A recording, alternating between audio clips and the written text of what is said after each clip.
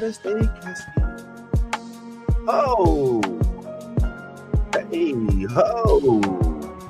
I'm just trying to do whatever it takes, right? I don't need to do this with a whole fight. Let's kick it, get wicked, get with it. I'm drinking this liquid. Do you wanna join me? Cause I get so sick with this definition of sick shit. Ooh. Hey, what's going on? Good morning, everybody. Hey, let's go ahead and kick things off. We're gonna talk. I'm wondering if I could chat with y'all today. I just want to kind of be candid. Let's go. We definitely gonna talk, keep it. You know what? Let's go ahead and crank it on up. Crank it on up. Crank it on up. Crank it up. How you feel, man? Shout out to the New Blood Order. They're my people. They're my bloody family. So check out our chat. It's been wonderful. Blessings.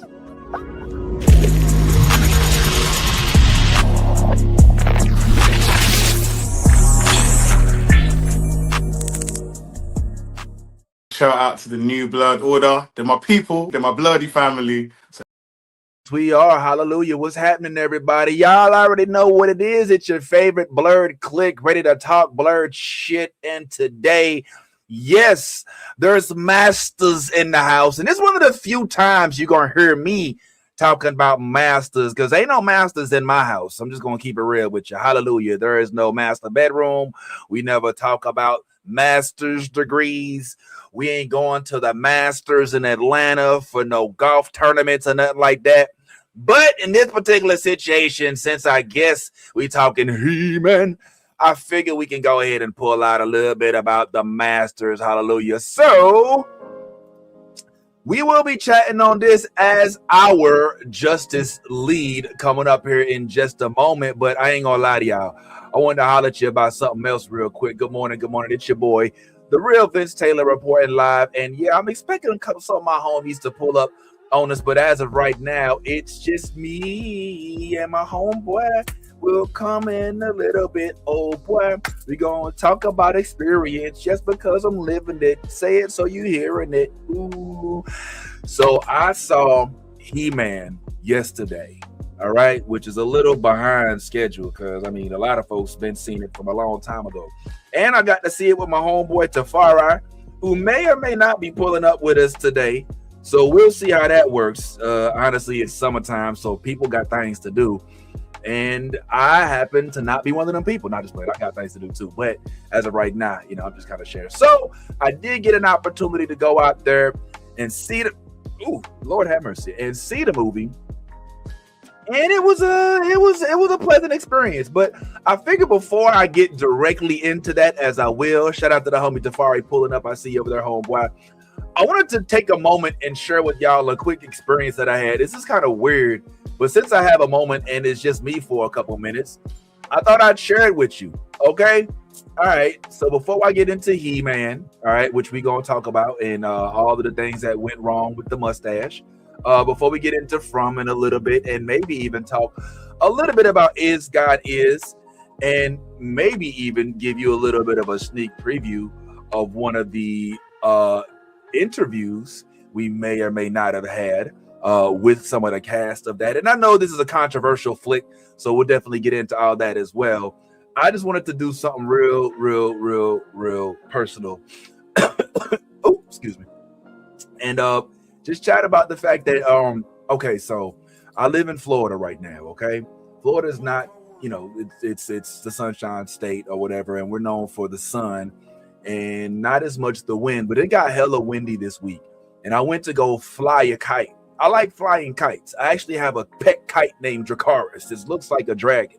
And I took it out to my front along with my dog. And let me show you what happened, because I thought it was kind of crazy. So I'm out there flying, having me a good old time, right? Just chilling, no problem in the world. Look about that. Look at Dracarys. And the weird thing about this whole experience is I'm doing this while, oops, I did that wrong. I'm doing this while I have my dog with me. I'm at the park with my dog. I tied my dog leash around my waist at one point because she kept complaining about the fact that I wasn't letting her run free. So I got her around my waist at this point. While this is there, that's about the furthest I think I've flown a kite. Now, flight, you know, you get the spool. The whole string is out. I'm geeked up. I'm like, yo, Kuma, we did it. Look, we did it. And right when I'm sitting there feeling all happy about myself, the kite gets a gust of wind, poof, and it flies out my hand. Now the kite flying all on its own. Now I run to catch the kite, only to realize, oop, I'm attached to my dog. So now the leash comes off of my dog. So now I got a kite flying away from me, a dog flying away from me. It gets crazy, and it ends even crazier. So I'm gonna call that a cliffhanger, because I will end today's broadcast with how it ends, and I'll just give you a little bit of a heads up. It may or may not have gotten caught in a power line in somebody else's yard who may or may not fuck with me. All right, so we're just gonna leave it there for now. So that will be my little teaser for the time being, but we'll leave that where it is. Let's go ahead and get into He-Man. So, like I told y'all, man, I did get an opportunity to check out He-Man, and I hope y'all got an opportunity as well. I won't go full spoiler for the time being, but what I will do just for now is I would at least give you an idea of what some of our peers are saying. Here's one of my homeboys who was kind of in the nerd community, was known for his He-Man content at one point in time. And I just figured, let's go ahead and see what it is that he had to say about this, so we can at least build off of that. So hold on just a moment. Oh, this wasn't supposed to happen. What's going on, man? That wasn't supposed to happen yet, but let's go ahead and do it like this. Let me show y'all what my homeboy said real quick. Alrighty, and fresh coming out. So, just coming out of the movie of Masters of the Universe. Go ahead. Great action and great cinematography. I think a lot of people are going to have fun with this one. Me being who I am, I can see kids loving this one. And those of us who come from the earlier generations, we have to settle into it, right? Because it took a little while to settle into the camp, but it's necessary. Yeah. This is a live action 1980s cartoon. Yeah. And you just gotta accept that it may not be for you, but it's for you if you were 5 years old. Okay? Yeah. Families, kids, everybody. It's a 4-quadrant movie. Yeah. A life experience. That's another thing. Don't let your life experience get in the way. Don't get jaded, adults. Don't be jaded, because I was gonna fall into that. I was falling into that. I was in there. I was like, I was saying 2 words to him, and I can't say it here. But yeah, don't let your life experience ruin the experience for you. Yeah. Okay. All right. I'm not 100% sure what all of that, what the life experience, and at some point in time, we'll probably have to chat with our boy about what exactly that means. But it sounds deep like the mind of Minota. But let's go ahead and get into what we actually felt about it. As I do have some of my colleagues along with me. Shout out to my folks. I've got the one and only Tafari in his eyes with your boy. What's happening, man? And I got the homie Bad Tie with bricks in the background, oddly enough, looking rather translucent, if I don't say so myself. And we're gonna talk about a little, some Nick shit, if we can avoid it, because it's trying to take over the internet, the Knicks. But I figured we would at least chat about a little bit of He-Man. So I'm assuming we all had a chance to see it. I actually did get a chance to see it with the homie Tafari in the West Oaks Mall, right by Mr. Wingman himself in the plaza.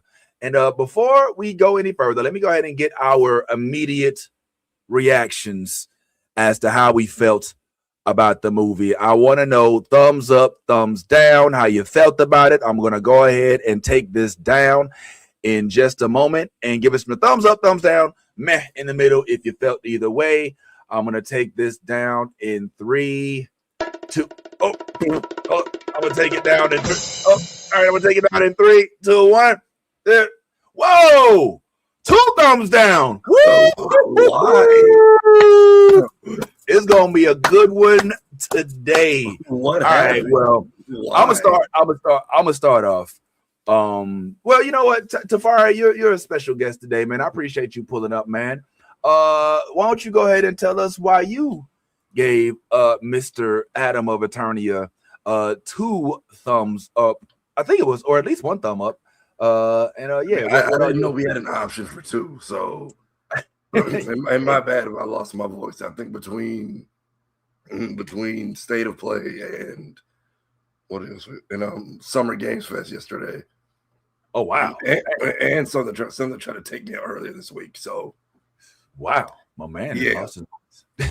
Yeah. So I was better. I was better the last 2 days, and then like the after effects is when I know I'm healing, I get stuck like this for 3 days. So oh wow. But yeah, live action 80s cartoon is like the best description of that movie. So especially because I didn't grow up with it, I just call reruns on Boomerang. Oh, you didn't grow up with He-Man? You don't. So you don't. I was born in 95. Oh, you a jitterbug? Okay, you young cat. All right. So yeah, and then when they like redid Thundercats and all those other shows, He-Man was supposed to get one, and then they all got canceled in like 11 episodes. So, well, they did have the thing on Netflix. I think they redid it. Yeah, Netflix had a resurgence for it. That was really good, actually. That was really good, actually, too. I'm starting that now. Yeah, I didn't even check that one out, but I understand that was pretty good. But all right, so review on the movie, if you could, if your voice will allow, like your goods, your bads, what you took away, what first impressions. I didn't hate it. I didn't hate it. Like I have no expectations since I don't have a lot of source material to go in with. But like the fact they didn't shy from the source material and being super goofy with the designs, but it was serious when it needed to be. The jokes fit where they needed to. Like even when he got the sword back, I was like, all right, this is about to be just toilet humor. But no, they went into the cringe for the bit. I wasn't expecting the dream sequence with Skeletor. I was laughing my ass off during that though. Yeah, that was when he just pulled up to his job in the gym. Yo, as soon as that was happening, man, I was in my head already picturing the cosplays. Like I could see the Mega Cons, the New York Comic Cons, the San Diego Comic Cons with 9 to 5 Skeletor. 9 to 5 Skeletor. That's somebody's cosplay right now. I see it, bro. I'm ready for like all of the different Skeletor types, like Caddy Skeletor, Nick Skeletor, Ball Boy Skeletor. Like I can see that happening for sure, man. So yeah. Well, let's go ahead and open this up as well because there's somebody on the other end of the spectrum. My man Ty didn't necessarily feel the same way. You need some time? You rolling up? We good? We good. We good. All right. So man, you had a completely different opinion about the movie, man. Do tell us, as I do always expect to hear your honest opinion, man. Why is it that you didn't think that this movie hit the way I feel like some other people did? Well, I did grow up with the cartoon, played with the toys. I actually I bought all the toys too. I had Castle Grayskull, had my He-Mans, I had my Trap Jaws, my Ram Mans, my Mechanics. I had all of that. I was a huge He-Man, even had the He-Man underwear. You know what I'm saying? I was a kid, man. So I mean, this was huge back when I was a kid. For me, if we didn't have already a He-Man movie, to kind of go off, and this was a one-off, then I might have changed my opinion of it. But since we did have one that didn't go really well to compare a live action to, when I saw this live action, I just thought it was corny. The jokes, because I came in at the end of the Hellspawn video, and he kind of was saying that it's for everybody, it's for the whole family or whatever. But some of the jokes were a little bit if I was taking my kid, I wouldn't necessarily want my kid to hear some of those jokes. Give him some head, Ram, man. Oh, my bad. You know what I mean? Like, what? What? Oh, There was some of the stuff that it was just like there was these a lot of insinuations, a lot of things that I didn't necessarily agree with. Adam, the guy who played Adam, the guy who plays He-Man, it didn't hit for me. Maybe it's his acting prowess, maybe it's just the writing. The writing itself to me was just poor. For a script that had this long to be written, had again a format to go off of with the original, where you could say, okay, these are the things that they did wrong. Let's improve those things and see if we can put out a better piece. I think my attention span was lost a lot in this movie. When I started watching it, I was like, oh, okay, I'm excited. I didn't really have any expectations. I told you that. But also I did have a little bit of excitement as a kid who grew up with He-Man, watching the cartoons, and also who watched the Netflix reboot, which I thought was done extremely well. There were things that I was mad that they didn't do. One specifically is the transformation of Cringer to Battle Cat. Why did we not get that? If you're gonna include Cringer in the movie, why would you not give us that? Like, that made no sense whatsoever. And then at the end, they show Battle Cat, but you don't even give us the transformation which was huge, by the way, in the cartoon He-Man, because it was like part of his transformation. Like, it was like, okay, if Adam changes and Cringer is in any vicinity of Adam, he gets the whole. They show you the transformation of Cringer to Battle Cat, which I thought was cool in the cartoon. So I was looking for that once I saw Cringer, and we didn't get that. No Orko. So I was like, no Orko. Okay, we don't get an Orko. Cool. Which Orko is one of the funniest characters in the He-Man series, because he's for all its extensive purposes is a jinx. You know what I'm saying? Like, he does messed up magic tricks, you know what I'm saying? Gets everybody in trouble. And then, like, when everybody's life's on the line, that's when Orko, it seems to be able to put his magic together just in time to save everybody. So I thought that was another miss. Man at Arms. I didn't like the whole drunk. I'm kind of tired of that. That scenario when we are involved in a project, we always seem to get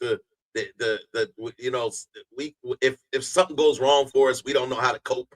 You know what I'm saying? And I was like, oh, so you weren't able to save the king and the queen, so you go to a life of drinking, and now your daughter has to. There was a lot of stuff that I just didn't agree with, and ultimately, like I said, going into it, I didn't have any expectations, but it didn't hit anything. It wasn't anything that hit.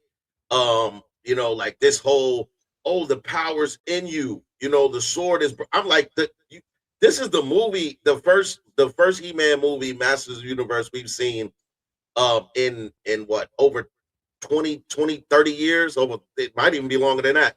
I don't even remember when the first one came out, but for the sword to break in the first episode, I was like, come on, man. What are we doing? What do we do? The sword of power breaks in the first, and I'm not saying first episode, but the movie is like, what are we doing? So there was a lot when it came to the writing aspect that I didn't see. I was like, who's writing this? Like, who is back there? Like this just seems like a whole bunch of jumble. The only thing that I did like was what Safari kind of alluded to, which was the callbacks to the players in He-Man. Like I said, you got the Ram Mans, you got the Trap Jaws, you got the Mechanecks, you get the Beast Mans, you get, what I'm saying? So like all of that I thought was dope. I even thought they looked like they looked the parts. But it just was really, really corny, man. And I couldn't get past it after I was like, okay, so there's no level of seriousness. Like I don't even know what parts in terms of what where it was a serious moment. There was no serious moments. And if it was so flash. It was so quick and flash that I must have missed it because it wasn't. I didn't see any of that. The sorceress. We didn't get any really interaction in the storyline. Really, like it's like she always was around, but never really, you never really saw her utilize all the power of Grayskull that she possesses.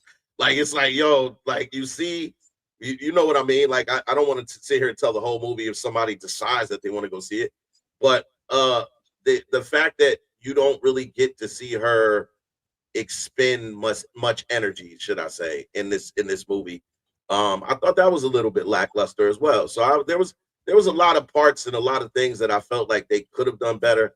And maybe they will, maybe not. Maybe this is gonna fall victim to the same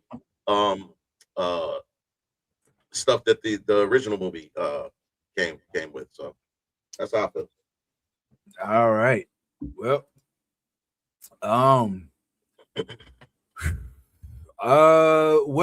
yeah, I guess that's definitely one way of looking at it. And I mean, everybody's going to walk away from the movie with their own opinions. Obviously, that's the whole point. I gotta say, like, I keep fighting. I keep finding myself fighting off saying that I loved it. And I feel like if I had to keep fighting that off, then I actually did love it. And I think that I loved it. I think I loved it. I think I loved the movie. And as you all know, and I texted you, Ty, before I went in, I think I was like, yo, I literally have zero expectations for this movie. In fact, I expect it to be trash. I expect it to be trash. I went in like expecting it to be on some old Dragon Ball level, like complete trash. You know what I'm saying?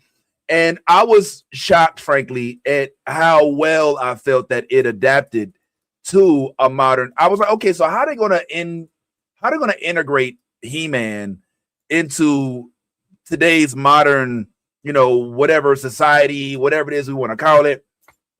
And the way that they did it, I wasn't mad at. Okay, so we didn't have, when He-Man was a cartoon, He-Man never went to Earth. He-Man was on Eternia. Like the whole time. There was no, oh, we're going to go through this portal thing and come back. And so that in itself is already separating in the very beginning of the movie. It's separating the 80s cartoon that you and I watched, Ty, and anybody else in the audience or anybody who's viewing this from what was, so BM automatically separates it from what we've seen coming up, because we didn't even watch Adam of Eternia grow up. We always knew him as Adam, Prince Adam, whatever. So off rip is like, all right, well, they've already changed the whole storyline. I really liked a lot of things about it. I actually liked the depiction of Skeletor. And actually, you know what? Something you and I, Ty, have completely different thoughts about this particular element of the show, of the movie. I actually liked that they didn't make it serious. There's very few times that I will say that, right? Like when we saw Mandalorian and all that, I'm like, yo, okay, all right, he's a dad. We get it. It's a buddy cop dad son movie. They could have did more killing. We could have seen more blood.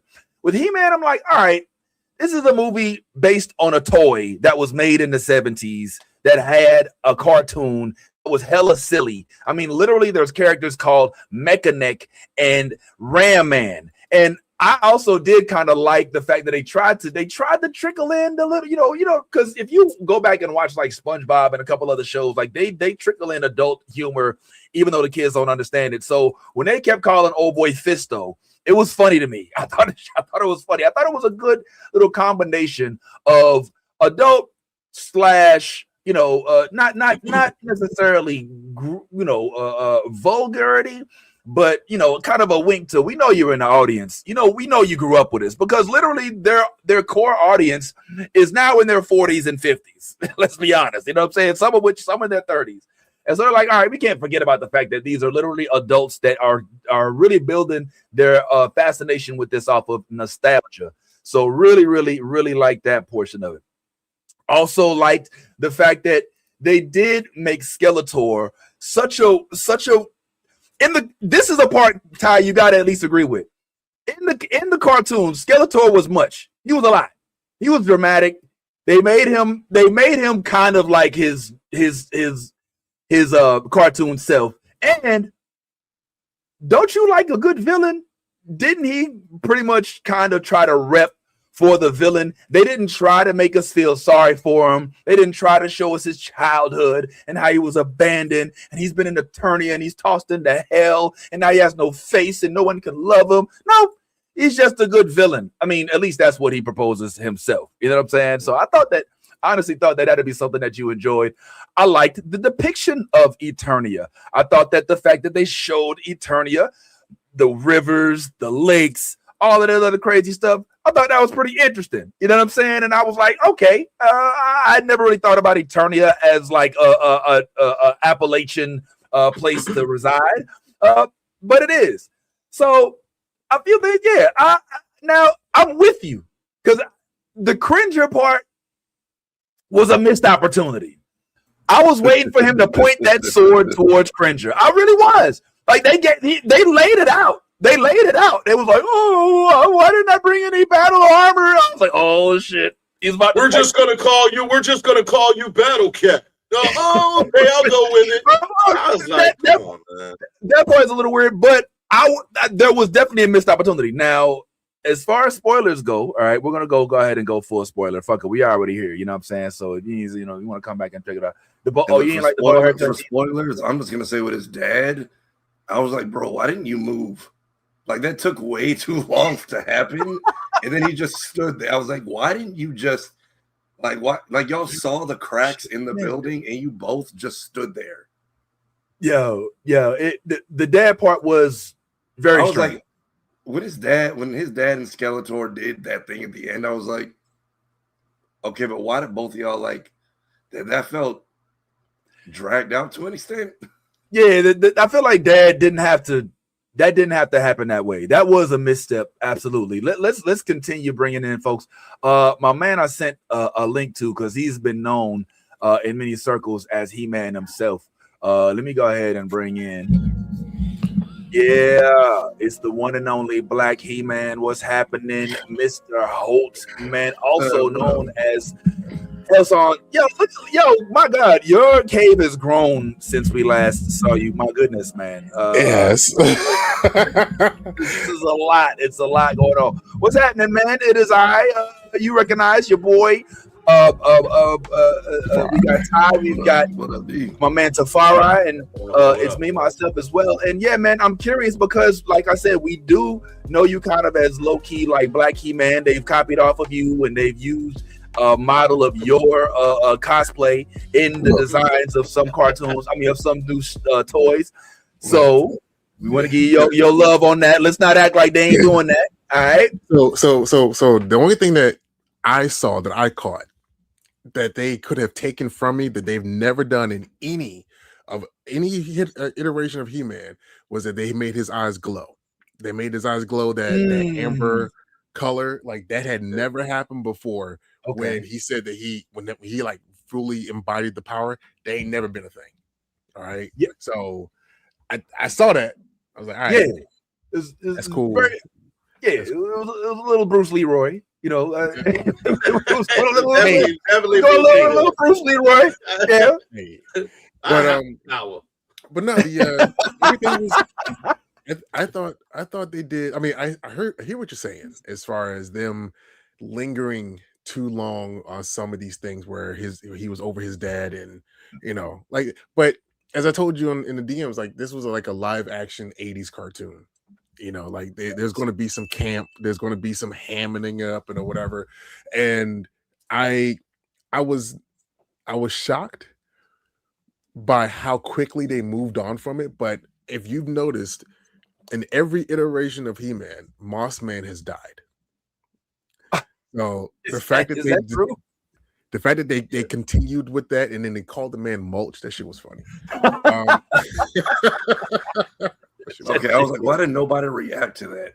No, because I think that's a low key Easter egg, because it happened in Revelations, and I think it happened in the comics as well. But yeah, like Moss Man just don't ever live. Yeah. Okay. All right. So we've all kind of given our spills, and we all have different opinions about it. You've given us kind of what it is to expect. Now we're full spoiler deep, man. Just tell us, like, overall what you took away from it, the things that you remember most, the first thoughts that went into your head. I mean, we know that there's a live action 80s cartoon. We get that part. But like some of the other elements that the non He-Man folks may have missed. The non He-Man folks may have missed. Well, I mean, they set it up not just with the post-credit stuff, you know, for She-Ra and Hordak and all that stuff, but they actually are expanding the world of Eternia, where they dropped that whole like the avian village, you know, where we got Stratos is coming. So I like the fact that they really did throw the kitchen sink in on this. Like they threw every single allusion to a character or a name drop of the actual character or whatever. I thought it was pretty. It was as packed as it possibly could be for everyone that knew what they were looking for, knew what they were watching, and everyone else that didn't know what they're watching. I thought that it was a really good intro for people who were just like, let's get a simplified version of this story, because the sword of power in most like, you know, versions of it, it's two swords that are put together. So the fact that they didn't go that route, the fact that they didn't talk about Keldor or Skeletor being He-Man's uncle and he getting passed over. Oh my God. You know what I'm saying, for the crown and shit like that, because Randor was just a better king, even though he was the younger brother. You know, they didn't go into any of that. The fact that there was no illusion of Allura at all, or Adora. I'm getting my Voltron and and He-Man shit mixed up. But no, there was no illusion of or alluding to any of Adora until the very end. I'm like, wow, like they're gonna talk about the twin. All right, that's bold. I needed more Cringer. I mean, not Cringer, but I needed more Orko. He needed to be entire time. That's what I said. He needed to be in it the entire time. Because like when I saw a couple weeks ago, I was cool until I saw Orko on screen. Then that's when the tear dropped. I was like, oh, there it is. And I didn't know that was going to be like the thing. But yeah, Skeletor, like, you know, I knew weeks ago people were going to be like, yo, Skeletor did his thing. Like Jared Leto was pretty damn good. You know? I didn't even realize. I forgot it was Jared Leto. That's how. Remember, I said that. We talked about that. We talked about it at length, but I guess that's how good of a job they did at disguising him. Because I literally forgot. Like I thought it was a legit British man. This is a weird time because now we got so many folks that are British playing Americans. And just once we got this dude playing what seemed like a theatrical British actor. Depicting Skeletor, and it's freaking Jared Leto, who's freaking from 30 Seconds from Mars. You know what I'm saying? So I'm cool with that. I fucks with it. I said that after we left the theater. Jared Leto finally got a win. Yeah. But no, honestly, I thought one of the best things that they did with Skeletor was that sequence at the end where he was going through his mind, and he was like different versions. He was like, you know, Skeletor in the suit or Skeletor in like type shit. Like that was something I don't think we've ever seen Skeletor do, which is like really fuck with He-Man's mind. And then that's the other thing. We actually saw He-Man use the pointy sword, the pointy end of the sword, and have old boy from the first Masters of the Universe movie pinned to the wall. Yeah, Dolph. Right. You know what I mean? Yeah, Dolph. Yo, funny moment. Yo, real quick, let me throw this in there real quick. So I saw I saw the movie with Tafari, right? We went up to the West Coast Mall. We got a chance to check it out. And Dolph Lundgren came on the screen, and I'm like, huh? And he's like, "Who's that? Who's?" I'm like, I guess that's somebody. Like, I don't. I was like, "Is it He-Man?" Who is Like, that? all right. I'm like, I was like, I Ivan ain't want to be Drago. wrong.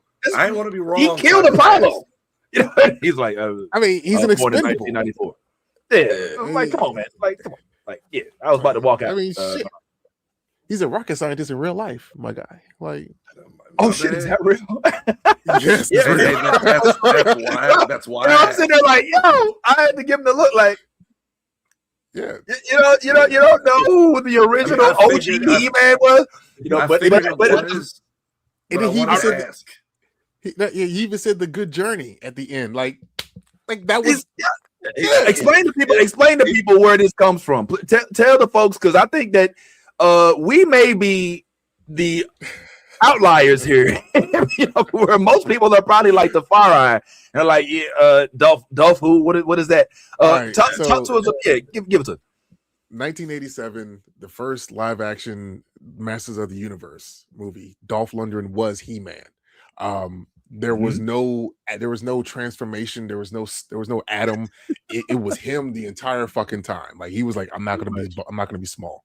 But the good journey, like that was their way of saying goodbye or see you later. You know, you put the two fingers up, good journey type shit. And like that was just something that they did in that movie. It never appeared again in any other iteration of He-Man. But the fact that he said it here, I was like, see, y'all threw everything in this movie to make sure that the fans were satisfied. Like everything. Like you could not be a fan of He-Man and then walk out and be like, you know what? No, that's bullshit. Because you're right. He should have pointed the sword at Cringer to turn him into Battle Cat. But I think that was the only thing that they were in missing of Orko. But they even had like the 30-second PSA at the end about today's lesson. Come the fuck on. That's when it clicked for me. I was like, oh, when he finally showed up, I was like, that's who was missing. Yeah. And then with the whole PSA, I was like, because literally the whole theater started clapping. I was like, that's who everyone realized at the same time when Orko popped up. Yeah. I just hated the fact that Idris was the magical Negro. Like, but then I had to take that. See, in order for me to enjoy the film, I had to like let go of my adult experiences. Like legitimately, I had to like put myself back in, the mindset of a 6, 7, 8-year-old to like really enjoy. And that's the target audience for this. We're not just like how everyone gets upset with all these different versions of the Teenage Mutant Ninja Turtles.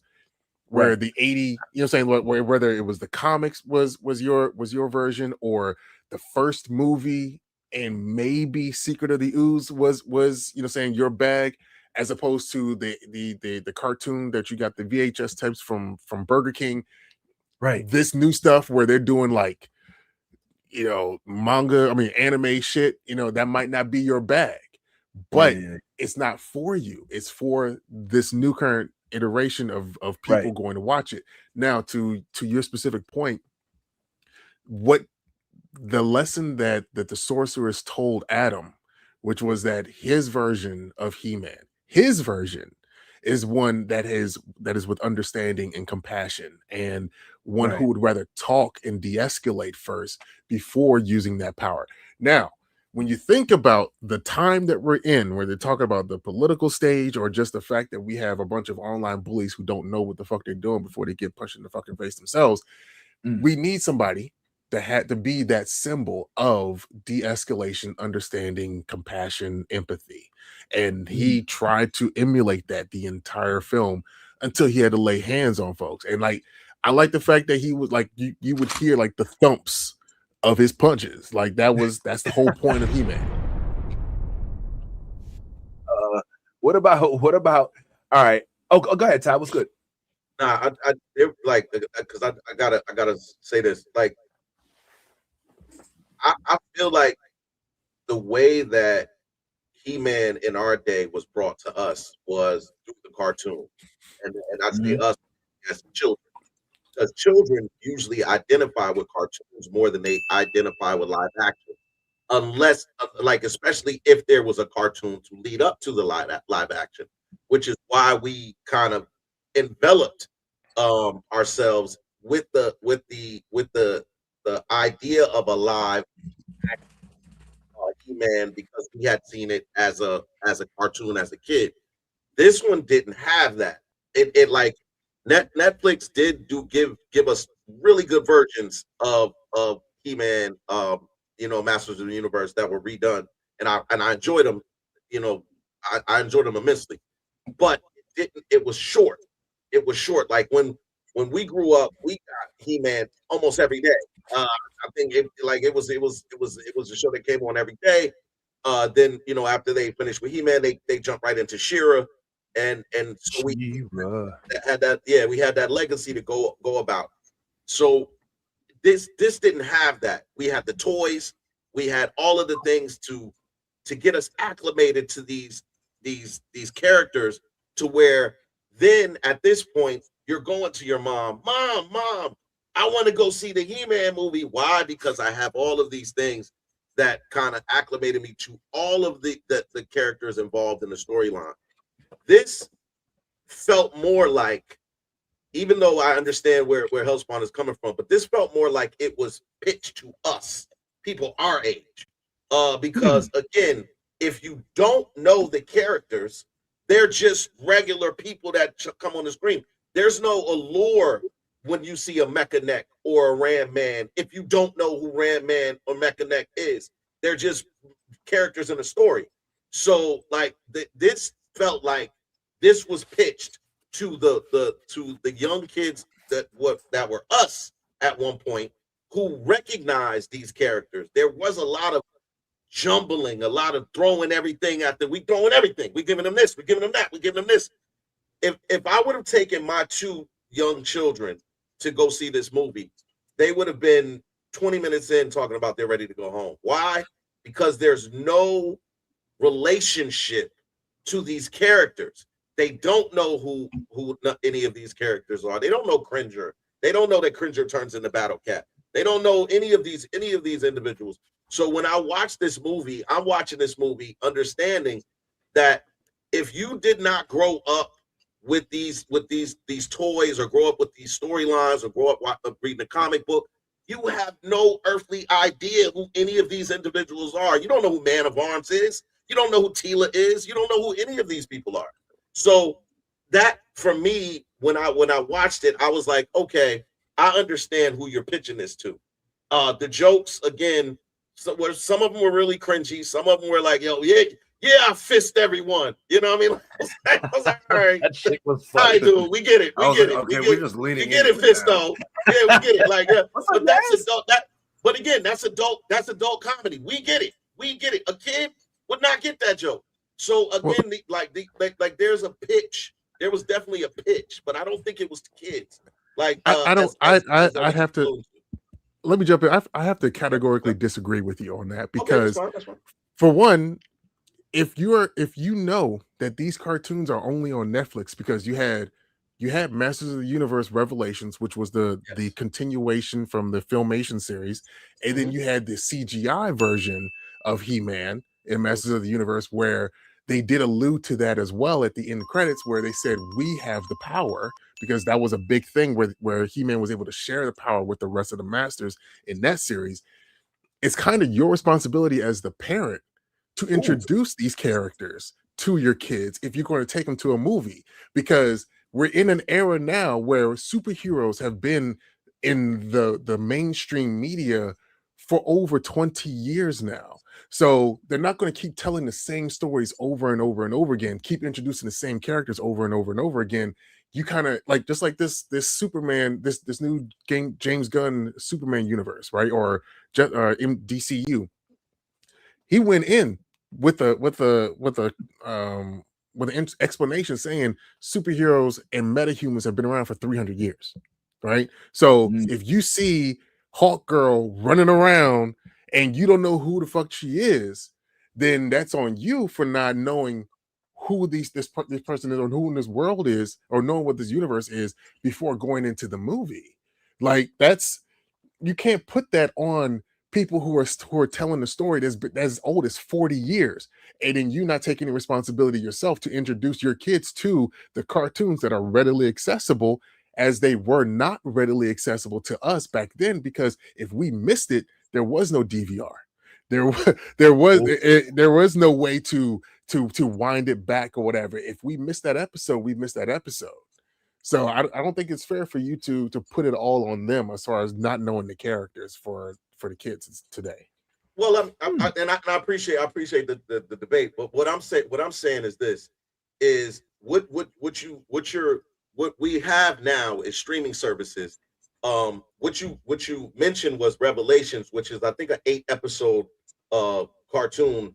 And what I'm mentioning is that when we grew up, we had He-Man coming on every day. So yeah, there was no DVR. However, there were episodes that came on every single day. So there was a little bit more of a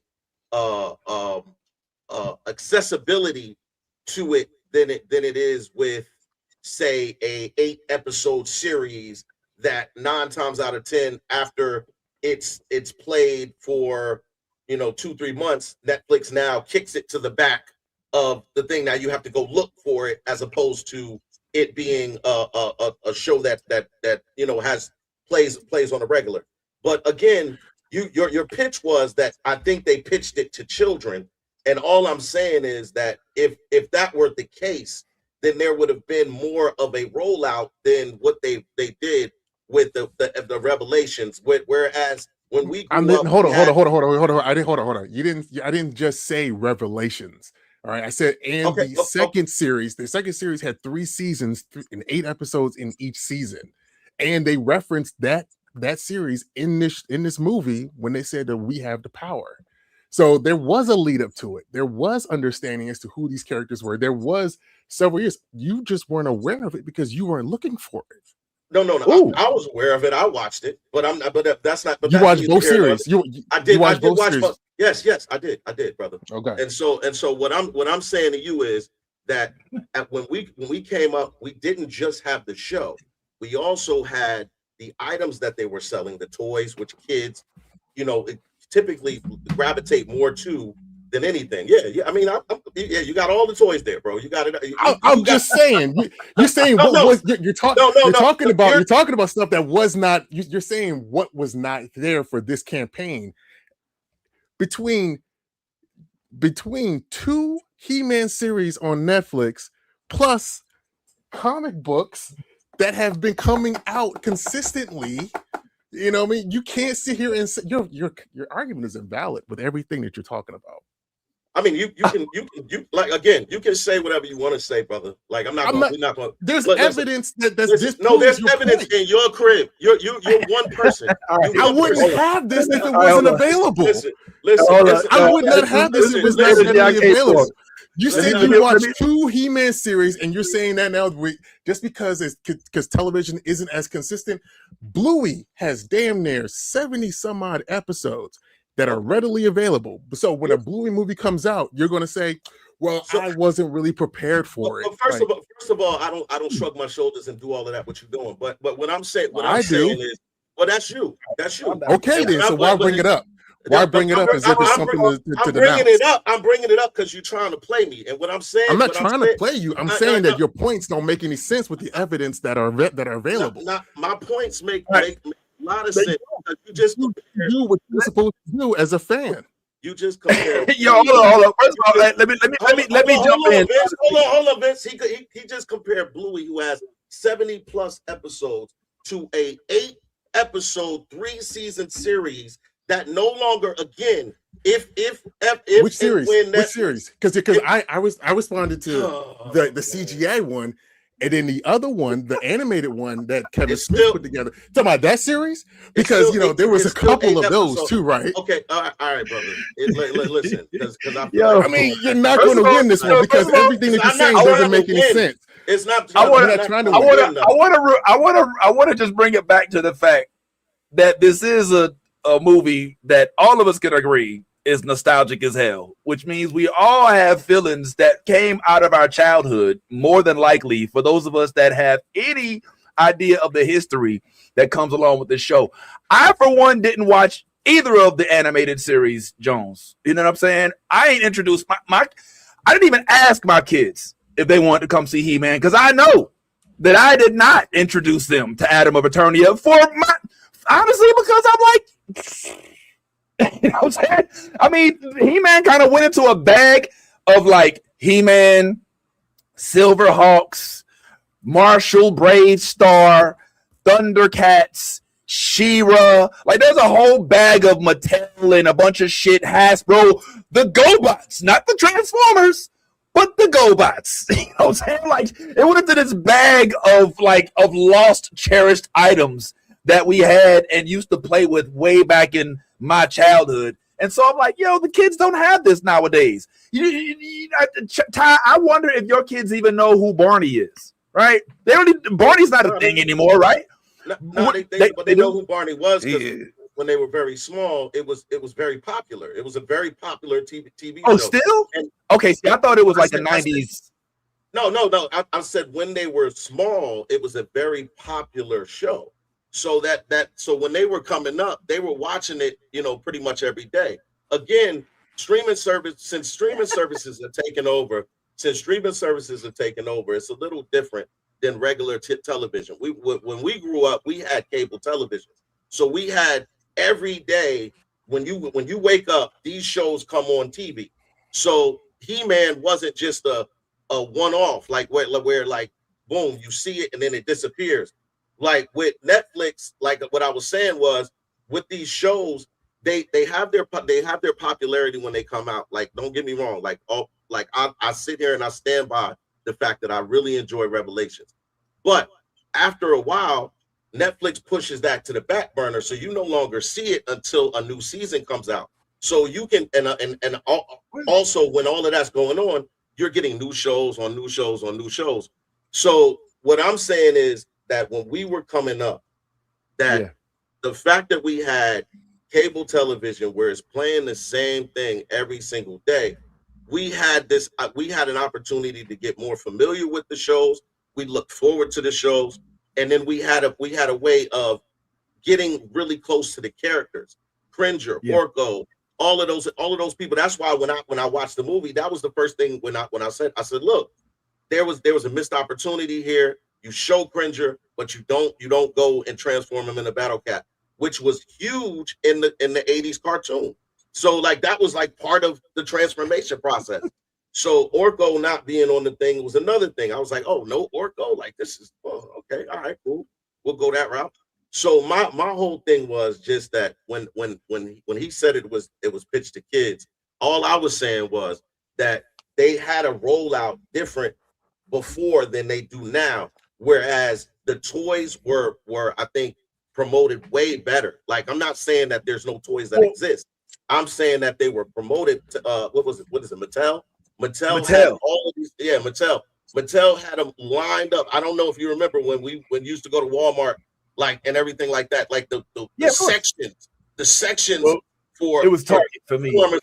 Well, Target, whatever it was. All I'm saying is when we went to the stores then, the toy section was like Transformers, He-Man was the biggest toys, like that was it. And they would be out, like you would have everything. You would have the Gray Skull, the all of the different ships, all of the different characters. Let me jump in here a little bit. First of all, what's up, Yazzie? How you doing? It's Yazzie, y'all. Yazzie's in the house. You know what I'm saying? We're just gonna just pop up for the. Just say what's happening with a big ass gun in the background. Know what I'm saying? What's happening? Yazzie back fresh from all of her acting gigs that she's taken from everybody who's trying to get opportunities in this area. Shout out to you. We're gonna talk to you, so don't go nowhere, man. Please. I know you didn't see He-Man, so I know you don't really care about it. So we're just in the middle of this conversation, which I think is hilarious and also insightful. I do want to say this real quick. So the He-Man, the lore that between Ty and Dimitri, well, Hellspawn in the debate here, I think that the one thing that Ty we're missing is that we had, like you said, years to immerse ourselves into it didn't take one episode. Not even a 2-hour special is going to galvanize. Hold on. Y'all are continuously forgetting the fact that things change over time, and personal responsibility for what you take in or what you intake is all in your hands. Tubi has all of the Sonic, animation stuff, has all of the Power Ranger stuff. Like, there's so many different streaming services that you have access to that has the stuff that you want to watch, right? So you're sitting here saying that it was fed to you. Cable, TV shows back in the day was fed to you on a consistent basis, yada, yada, yada, blah, blah, blah. I get that. Yet over time, we have evolved, because I remember having to steal or get torrents of Naruto, of Naruto when it was during the Chunin exams. Now I can just pull up fucking Crunchyroll and watch this stuff, as opposed to having to wait for something and not be a virus. You know what I mean? Like, there was so many different things. So if you're sitting here saying that, well, we were inundated with all the different things back in the day, hell, it depends on what you are looking at, because you said that there was toys lined up there. Toys R Us is gone. Okay, so that should let you know that something isn't really right within the market space in itself. Now, I've recently seen crossovers of Masters of the Universe and Transformers, where there's a He-Man that's armored with Optimus Prime's armor or whatever. Like, there's been crossover of WWE with Masters of the Universe. All that stuff is out here. You just have to be in the space to see it. It is very niche now. It's not just all the money, because all the money in the world doesn't exist anymore for people just to be just wasting funds on stuff that's not going to sell. So for you to feel like you're not responsible for your own entertainment is disingenuous. Well, for what our world is today. Not everyone go. The Vampire Lestat starts tomorrow night. I don't have AMC Plus, but that's the one show that I'm going to get AMC Plus for. And then I'm going to cancel it because I don't need AMC Plus, because there's nothing else on there that I want to watch. The point that I was making, all right, was not as much about why it is that quote unquote kids or this generation of non-1900 birthers, folks that have been born after Y2K are unfamiliar with it. It's more as to why folks that were born in the 1900s are familiar with it, and why we actually have clamored to this and have some sort of, I would say, nostalgic attachment to it, which is why when we go to the movies, when we see Cringer, the first thing we're thinking is, oh shit, it's Battle Cat. You know what I'm saying? And so I want to see Battle Cat get turned into a whole Battle Cat. And so for some of us, it's a disassociation with what we've been introduced to, as opposed to those who are now being introduced to it. Whether or not it's the correct way or not, that's kind of how it is. Same thing with most of the things that we love growing up. We love them because we watched them when we were able to. Unlike now, when we can go to Netflix and find the show. When we came home, there was like 2 or 3 stations that was on, and we watched whatever that was on, what was on those stations. And now we still have recollection of those things. And we now have our level of familiarity built into us because of the months, the years, the time invested into those, into that content. Flash forward, now we're looking at a new brand, or not even a new brand, same brand, but a new package in which is being delivered. Same, but different. Still the same. Still the same. And I see it, because it's kind of like, it's just like Spider-Man, right? Like, we watched Spider-Man, and when we first saw the Tobey Maguire Spider-Man, for me personally, when I saw him use his web slingers out of his arms, I collectively lost my shit. Tafari, I don't know if you're the same way, but I was like, that's bullshit. There's no. I was a happy 6-year-old kid. My dad was like, that's not right. Yeah, see, we're like, yo, hold on. That's not the way we read it. Peter Parker always built his own web fluid and put it on it. But that's because we've spent years understanding that this is the way it is. there's folks like myself and Ty and others who are like, yo, this is what we know to be what it is. And it's weird when you give it to us different. However, I'm not one of the folks who's like, well, you can't change that. It is what it is, and that's the way it stays. Because they clearly tried to do a J.J. Abrams switch of universes in this, where they tried to make it so that the sorceress was the representation of the break in the mold that caused for us to have one version of He-Man. Because like you said, she was like, listen, you're not big, brute, strong man. I'm just here to kill. You're compassionate. I was, what was his job when he was on Earth? He was like a counselor or some shit. You're counseling, man. You're human resources call because we need you to solve a problem, He-Man. You're not, oh, me strong, me break through building, give me sword. And so I feel like, yeah, it's a little weird. Now, here's the question I ask you. And let me throw this to Ty real quick. Just Ty. Ty, do you think that this movie would have been better served as an 8-part live action Netflix series similar to the One Piece reboot? This is Ty. What do you think? Do you think that 2 hours on a movie screen may actually cause more harm to the development of the characters as opposed to a more fleshed out 8 to 10 episode version of a Netflix special? And then I'm going to pose that question to some of the other ones in the group. And then Yazzie, I got a question for you too, even though you ain't see this. Nah, I think He-Man is really good as an animation. I think it's okay. One of those things that I really think that animated wise, it stands to be more productive, more responsive from the audience as an animated series. Like I thoroughly enjoyed the Revelations series. Like it was done well. The animation was done well. The storyline was done well. And I just feel like more seasons of that could get more people acclimated. I just think that it was done well, but on Netflix, with Netflix having so much content, like sometimes things can get kind of lost in the cracks. And I think that's one of the series that until another season comes out, like we do with so many really good series, it gets lost in the cracks sometimes because it takes so long for another season to come out. So do I think it would have stood better as a live action series? No, I think it holds its own as an animated series. Oh, okay. So you don't think that they should go live action at all? This is the second time they've gone live action with He-Man, and to me it just didn't hit. And I mean, there's that's you don't think there's room for both iterations? Like how we have Spider-Man movie, we have Batman movies, but they still got the Batman animated series. It hasn't. I'm not saying that they. I'm not here to say that it has to do anything. But what I'm saying is that what I've seen that has worked is that the animation has worked.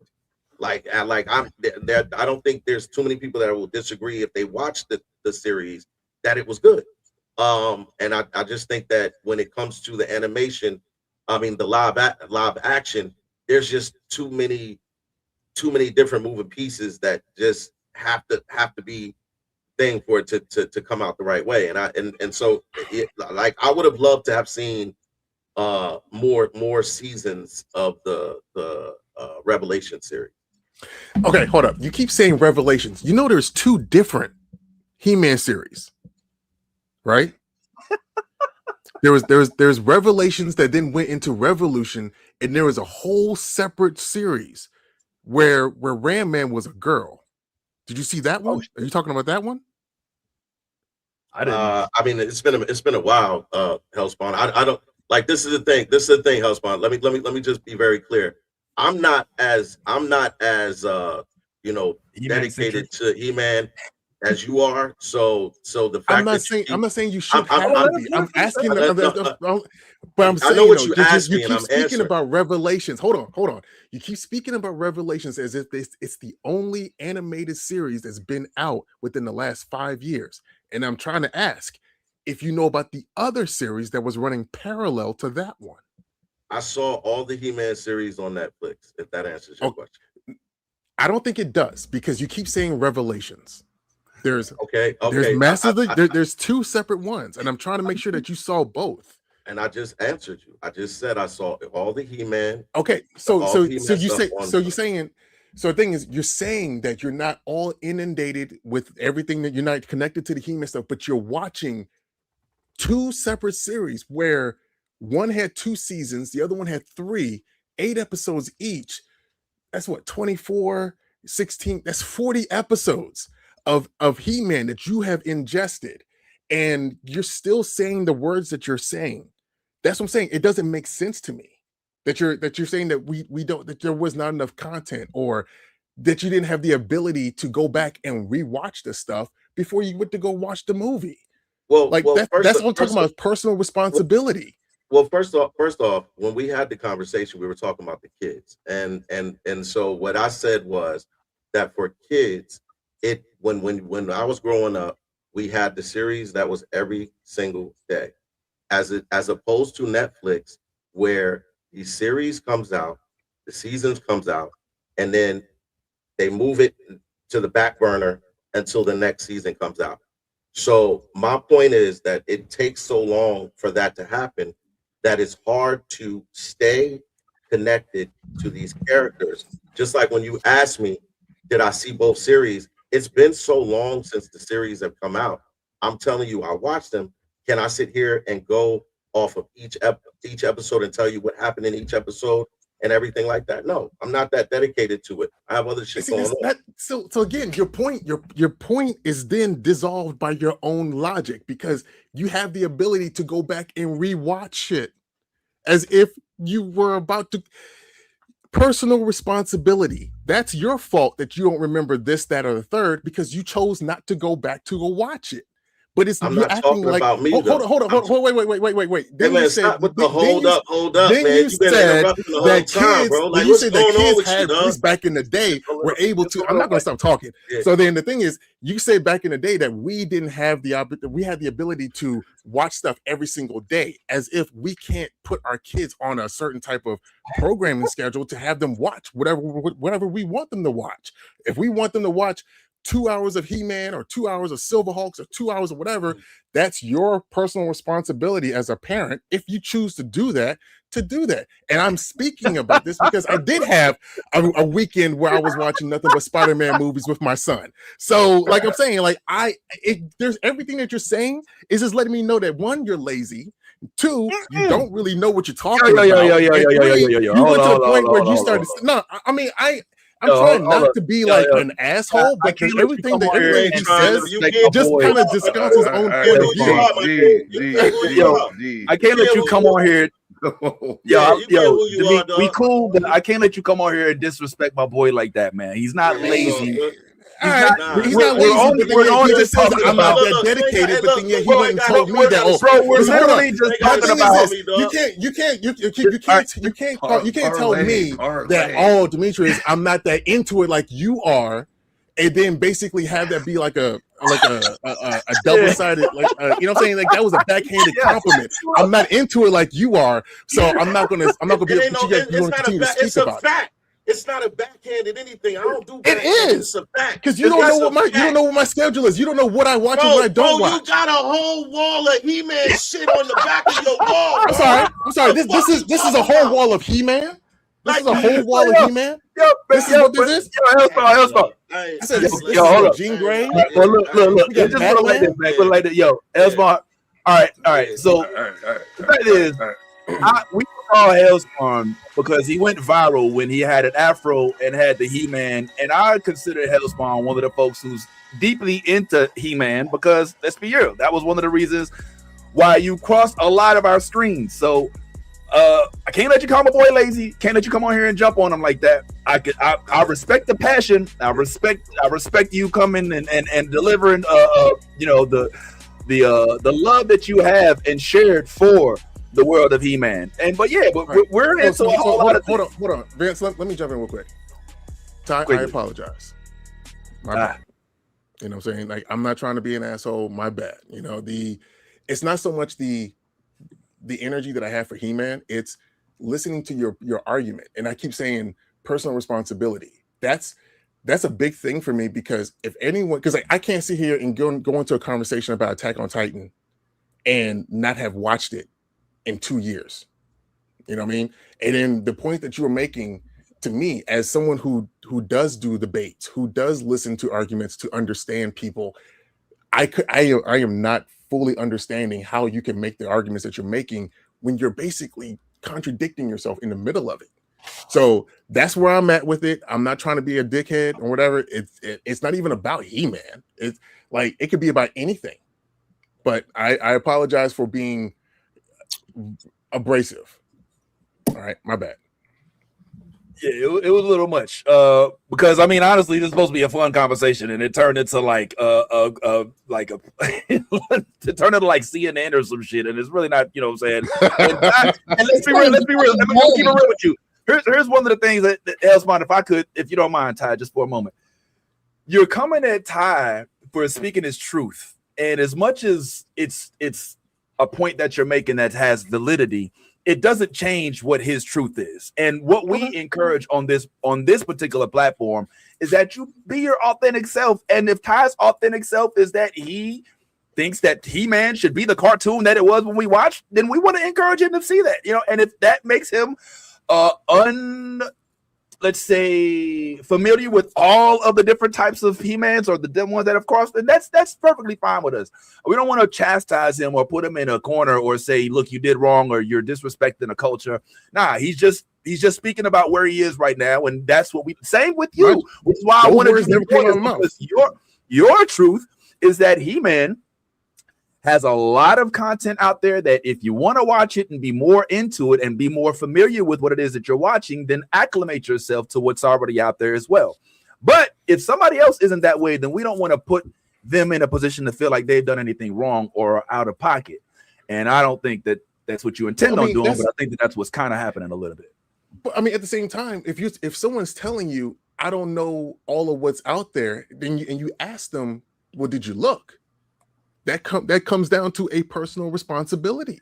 Well, I don't think that what Ty wasn't saying was that I don't know all that's out there. What he was saying is that things have changed, like you said yourself. And as opposed to when we would come home and there were limited options as to what it was that we could ingest content-wise, now there's a whole array of options of which you don't just go to, hey, let's just turn on the TV and here's what it is. And that's why we are what we are. So yes, you're right. You're right. I'm going to tell you you're right. There is some responsibility if I want to take my kids to the movies and have them acclimated with who all the dinosaurs in Jurassic Park are, then I'm going to sit them down and we're going to watch Jurassic Park. But if I don't, I'm not going to be mad at somebody who didn't do that or say, look, why didn't you XYZ? I'm going to be like, okay, well, you didn't XY. Well, let me tell you what it goes down then. You know what I'm saying? So it's not as much of a responsibility because I don't like the word responsibility being used for something that is actually for leisure purposes. Like those things should be separate. Right? So I gotta ask, because like we're in the middle of this whole manosphere thing right now when it comes to God of War and the response people have. So I'm saying, like, people are saying that, you know, playing as Faye, playing as a woman doesn't make any sense. The next game we should have been playing was Thor. How does that make any sense when we have gotten all this legend and all of this tale about how awesome Faye has been, to the point where not only did she fight, you know, toe to toe against Kratos, but she also beat Thor with the axe. You know what I'm saying? Like, why wouldn't we want to play with it? But then the people who are saying that that's not the case are folks that we have to ask the question: did you play the game? You know, True. Did you? So that's what I'm saying. Like we're in that space right here, right now, where as it might be for leisure, but personal responsibility does come into account when people are making remarks on something to either influence or not influence people who may be paying attention to them. Well, all right. I just disagree. All right. We've got folks that have come on this platform and we've talked about Last of Us, and there's some of us that have played the game all the way through. And we're like, well, we played the game and we know this didn't happen. And they're like, well, I didn't play the game. That doesn't mean that their opinion isn't valid. It just means that they have a different set of experiences that provide them a different output from when they didn't watch or play the game. And so I think that everybody has a different perspective. Some of which is that an acceptance? Are you speaking to an acceptance of an adaptation? Yeah. I'm speaking to an acceptance of folks or opinions that may not necessarily be as well informed, which does categorically add some sort of hierarchy to the opinion sets. That's why folks value your opinion, especially when it comes to things like He-Man. That's why folks may value our opinion when it comes to things like nerd shit. That's why I value Ty's opinion when it comes to sports, because he knows everything about sports. That's why I value Tafari's opinion when it comes to animes, and Yaz when it comes to Legos, because there's a certain set of culture that we're naturally more drawn to, that causes me to be more interested in your opinion of it. But if I have an opinion of something, just because I don't have that same pool of knowledge to draw from, doesn't mean that I don't have that my opinion doesn't count. It may mean it's less well informed, but it doesn't mean that it's invalid. Let me assert that I never felt that I was on any kind of higher echelon of knowledge when it came to He-Man, when we were speaking about what. Do you hear yourself? do you hear yourself? But see, are you a He-Man aficionado at this point? Like come on, man. No, within the context of the conversation that we were having, it's about what was available for children and what's available for them then, or for us then, and what's available for us now, or for them now. And knowing that we have so many, like if I sat my kid down in front of Tubi and have him watch Cops and Exo Squad, you know what I mean? It would have to be a lead up to something coming out bigger that's been updated. Like I had him sitting in front of Jedi Adventures before we went to go see Mandalorian Grogu. You know what I mean? Like just so that he could have some like, what is a renegade? What is a bounty hunter? You know what I mean? Because that was where that mindset was at. So I do try to prepare him for whatever we go watch. Only thing is, Hellspawn, no matter how much we prepare ourselves, in my opinion, and then we'll move off of He-Man in a little bit and shortly after this. But in my opinion, no matter how deep you or I feel we are into this culture, there is always somebody who will one up you. There was always somebody. No matter how much I think I love me some Spider-Man and how I know everything it is because I read every comic book, there's gonna be somebody who's gonna be like, well, did you read this book from this such and such? And I'll be like, no, and they will come with a different level of not, so I try to always remember that I don't know everything, I don't know nothing, but somewhere in between there we can have a conversation. I love baseball. All right, I'm a baseball fan, and I know that most folks on this panel and in our comments, in our chat probably don't. But if they want to talk, when Lady Mandalore is on here and she's like, "Go Yankees," I'm not like, "Yo, fuck you." Did you ever go? Were you there in '99? Did you go to the? You know what I'm saying? It's like, well, no, I mean, you can still have your opinion. I just know I may have a little bit more experience and more information about it, but it doesn't mean that yours is invalid. It's just perhaps not as informed as it will be after we get a chance to take this conversation on. All right, man. Well, damn. Yo. So I should watch Revelation and then Revolution. Go ahead. So I should watch Revelation and then Revolution. Like, so I've been wanting to ask that for a little bit. Okay. Like, all right. So just so you know, the 84 series continues into Revelation. Okay. And then Revolution, but the 2003 series was something completely different, not a continuation, but it's still good. And then this other one, the CGI one, that's got the girl that's Ram Man. You're saying that's pretty decent too. Where it's got like He-Man is like the upside down Cheeto. Yeah, this 3-season CGI. I was potentially skipping this one. I mean, that's the kiddie one. That's the one where they teach the lesson of we have the power, which is what you saw at the end of this movie. Okay. Yazzie, hand up. What's up, baby? Can we just appreciate and respect everyone's passion and love for being nerdy without like being an asshole? That'd be cool. Just saying. Whoa. Okay. Yeah. There is no disrespect towards someone being nerdy. There's no disrespect. It's cool to be passionate, but when you're a passionate asshole, that's not cool. Okay, just throwing that out there for everybody. We can love things without being a fucking asshole and be passionate about it. Just throwing that out there. Just throwing it out there. I concur. I don't think it has got yes. anything to do with the geekiness of You the said those for conversation. the- It's just you said about those what's for the being chat? said. It's I mean, but it's an all in all, you know, like the wheel turns around and ends up back the same. You cannot be an asshole to be informative. Do you know what I'm saying?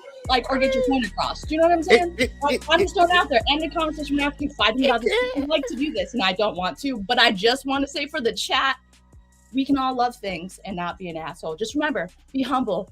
Love what you love, but don't be an asshole describing it. You know what I'm saying? All love. All right, yeah. I'm on board with you, Yazzie. And listen, I do appreciate you pulling up. I mean, it did go a little weird, but I did invite you. All right, and I'm glad that you came on. And you know, we'll continue chatting with you, man. I'm gonna hit you up. We're gonna go ahead and move off because there's a couple other topics we want to jump on. So if you want to stay on, by all means, feel free. But I do want to holler at Yazzie about her new budding auditioning and all of that good stuff that's going on, as well as a couple other things that were going on, including we were going to give a quick synopsis or at least go into I know that this is a controversial movie of sorts. I get it. But our boy did get a chance at least to interview some of the stars on it. So we want to get into that for a little bit. So let's go ahead and put a pause. As much as I enjoyed or as much as I watched the He-Man banter, let's go ahead and say thank you to my homie. I keep damn near, my bad, Elspot. I keep damn near saying your name, but I don't think your name isn't a secret, right? I mean, it's actually in your IG handle. So I don't. It's Hellspawn Legacy. Yeah, but no, I don't mind if people use my real name. But yeah, like let me go ahead and go because I did have an appointment. But yeah, let me go ahead and go. I appreciate the invitation. And again, like I feel like I have to address the fact that it's not about the geekiness of a conversation. It's about where it goes and what's said in the middle of it to lessen one's degree of acceptance of what's being said. So if one thing keeps being said and it doesn't make sense, and there's a certain type of tone that goes along with it, then it becomes a discussion, not a geeky discussion. It becomes a discussion, and however people handle it. So you know.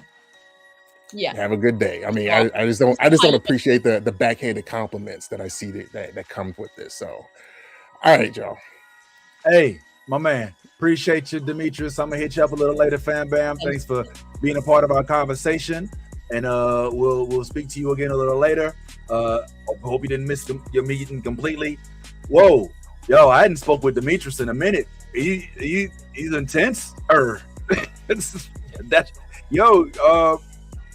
We lost Bad Tie. That's he just threw the tie out a little bit. You know what? We're just gonna go ahead and keep moving for right now. But I definitely want to I'll let you Tafari a little bit. But yeah, moral of the story is He-Man. We liked it. All right, we liked it, and I still recommend it. Yeah. I still recommend it. That's all I'm gonna say. I liked it. I thought it was fun. I thought it was. I only have so much knowledge going in, especially like I didn't get to grow up with the original X-Men series or He-Man, but like whenever something was popular, they would just nickel and dime the old episodes. Like here's 3 for you on Boomerang, or get your parents to buy the extra cable package so you can watch. So like I got bits and pieces here. That and Robot Chicken sketches. That was like all I got. Oh yeah. Of course, man. Robot Chicken. Yo, who didn't love Seth? Seth Green. Yeah, Seth Green and the whole thing with the. I loved when they used to do the remakes of Star Wars stuff. What the hell is an aluminum falcon? I mean, what the that was my shit, bro. So yeah, man. To just kind of trot off of He-Man for a little bit. Despite that's the spectacle of which we just witnessed. I'm still very much interested in hearing from the chat what you all will think about He-Man. Yeah, that's pretty much it. But I would be remiss if I didn't say this real quick after what just happened.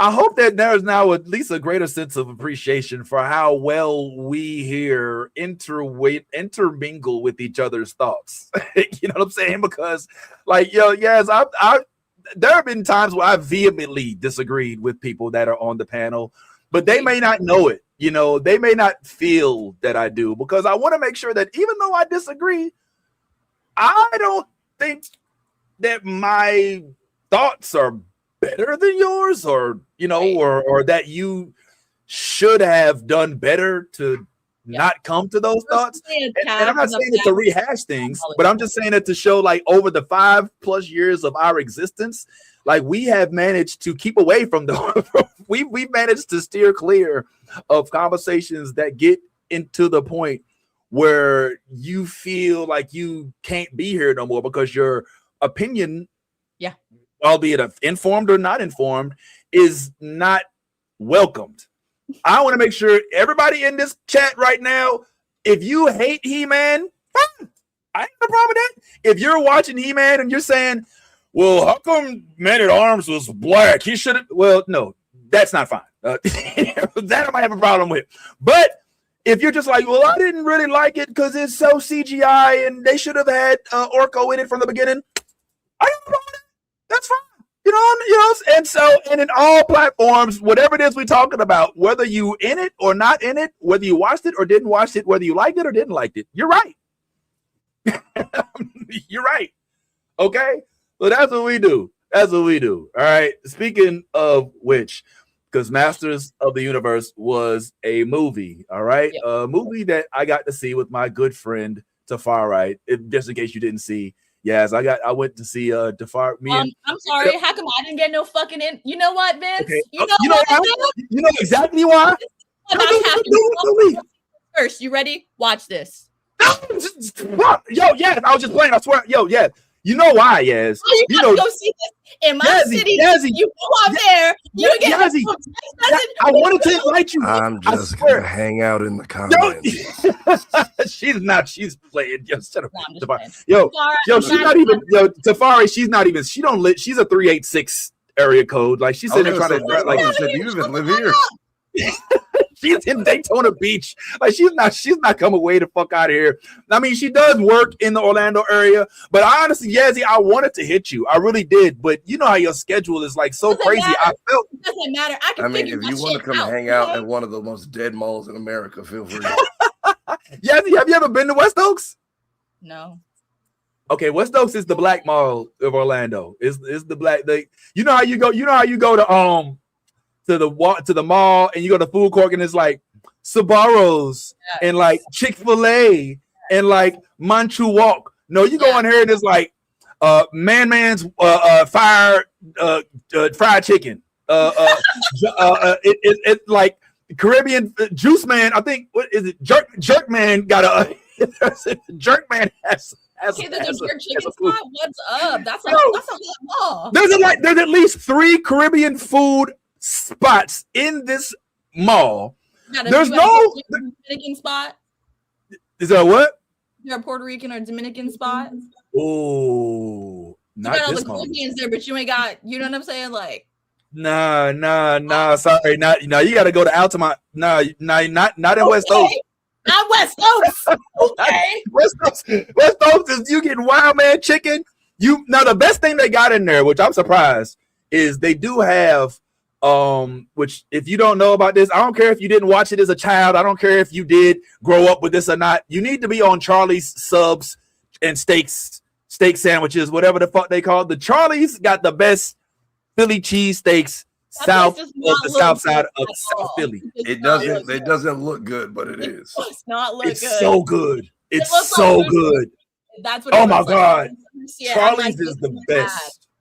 Yeah, the fact that it's in both malls now, it's actually not bad. Yo, I'm trying to tell you, yes, Charlie's in the neighborhood, because we have one here, and every time I walk by, it's in the Walmart too. You know how like McDonald's in the and I'm like, why would you eat that? Like, and there's always like a line. I'm like, no, that's food poisoning. Someone's gonna be shitting Philly cheesesteaks.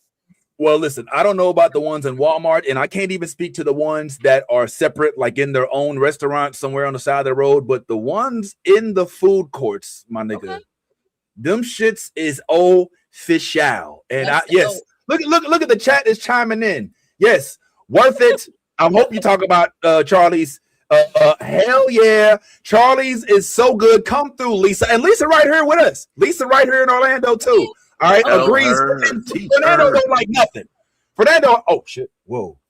All right, I'm gonna have to. Whoa, I think my stomach just spoke to me. I might have to leave y'all alone for a little bit. Vince gotta take a second. He'll be back. I'm gonna try to. What do they say? What do they say? Feet a headache, star a cold. So I've been getting over whatever the hell this is since Monday. I was fine yesterday when we hung out. So currently, for the last like 4 days, my stomach has been touching my back. So like, oh wow! So the food that we got at the movie theater didn't help with that. That was like the most I had consumed in like all week. I've very much been on my David biblical type shit. It's been liquids and. I didn't, but it feel like it. I'm gonna be back. I ain't gonna lie. Okay, bye, Vince. Oh my God. Okay. He really left to go give. No, when nature calls, Vince runs. So yeah, that's a normal thing. It's okay. We're just gonna We're just gonna. How the rest of y'all doing out there? Right.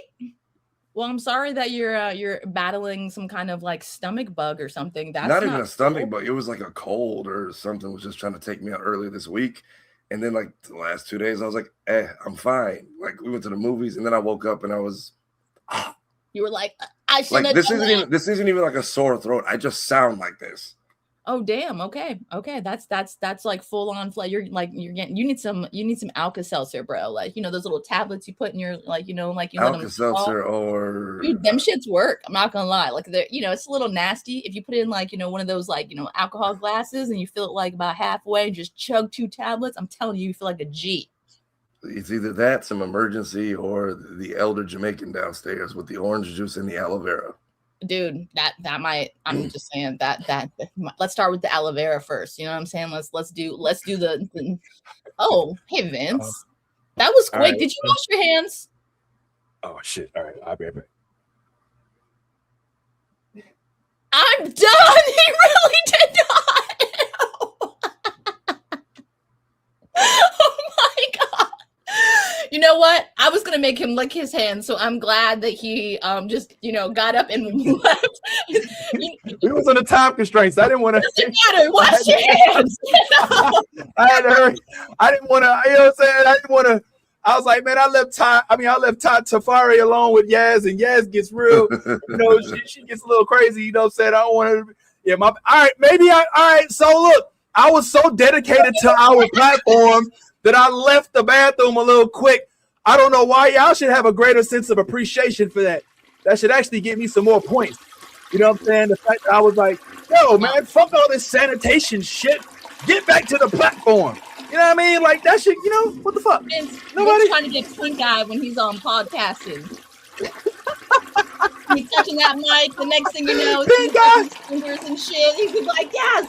I can't next week. I don't know where this pink eye came from. I'm like, I do. All right. Well, all right. Well, listen. Look, we got noroviruses now. Come on. Yeah, right. All right. Sorry. All right. Well, I am back. All right, everybody. So let's keep the show moving. All right. I'm gonna ask y'all to just kind of be a spectator on the wall because none of us have seen, unless Tafari did. I know you didn't, Yaz. Yeah, no. But none of us have seen Is God Is, if I'm not mistaken. Can I ask a question real quick, though? Is she holding a nutsack? Okay, so it's not just me. Is she holding a nutsack? Like, that's a long nutsack. Like, is she holding a nutsack? Because I feel like this bitch about to do something. No. Like, whatever that is, could we not do a better job in the photo op to present it?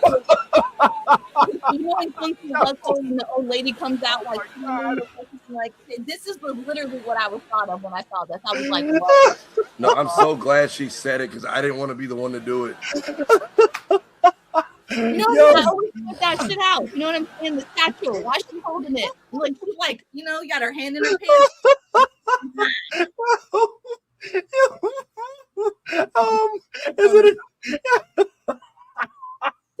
look like some look at it. It looks like I don't even know, like a horse nuts. I don't even know. Like What did she do? Yo, now, yo, She that with her teeth. No. I have so many questions. now I really want to see the movie. Like, I don't. Okay, so listen, let me do this real quick. Okay. Oh my god! All right, yo, all right. Oh man, let me go ahead and take a swig of the wine right quick. Like a horse nut sack right there, like some bull's nuts. You know what I'm saying? Like, and she decided to get some extra intestines. You know what I'm saying? Like, she was like, I can get the extra. Hold on to it and swing it around. Like, yeah.